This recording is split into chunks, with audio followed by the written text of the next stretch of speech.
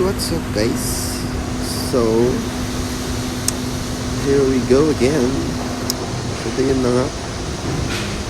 So, gawa lang ako ng video na to kasi gusto ko lang mag-react dun sa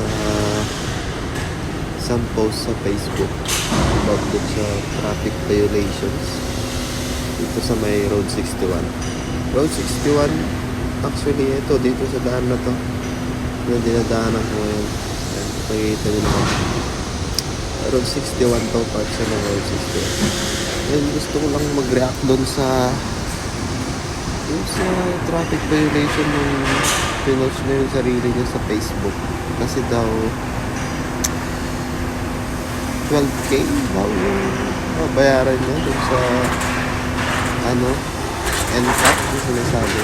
Yun yung speed limit. May speed limit kasi dito.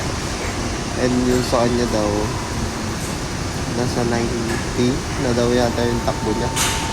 Ewan ko 90 plus. Correct me if I'm wrong guys. Pero basta ang pagkakaalala ko 90 plus na daw. Ay napitikan. Tapos sabi niya 12,000 NT daw yung babayaran niya. Plus correct me if I'm wrong, cancel din daw yata yung plate number niya for 6 months.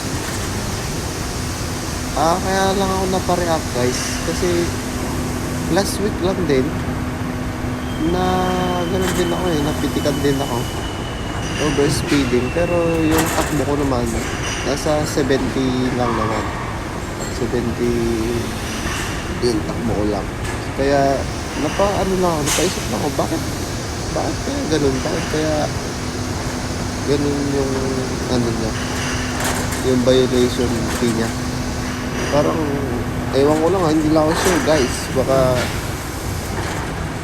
siguro pangalawang violation na yun, pangatlo, pero hindi ako sure kasi nagtataka lang po ako.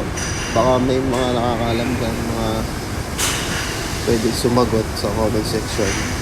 Okay, comment na lang guys para malaman ko din. Kasi ewan ko lang, napa-comment lang ako kasi napaisip lang ako kasi bakit 12K? Road 61 din yun guys sa kanya. Road 61 din sa akin. Yeah, yun lang. Kaya napa-edit ako ng video ko na to kasi bago pa tong video na to, last week dun din ako napitikan. Parang same week kami, magkaibang araw lang siguro. Paki-comment guys kung bakit 12,000 daw yung babayaran niya, tapos cancellation sa plaka for 6 months daw. Ewan ko kung totoo, pero yeah, baka may alam kayo guys, pa-comment naman para awareness na rin. Hindi ko kasi alam guys, nagtataka lang ako kung ba't gano'n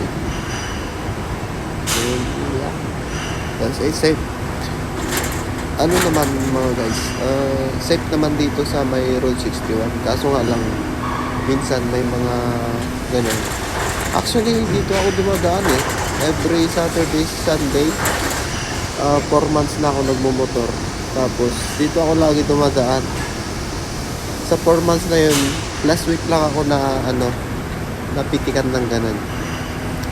And siguro tsambahan lang na ikaw yung mapitikan nila.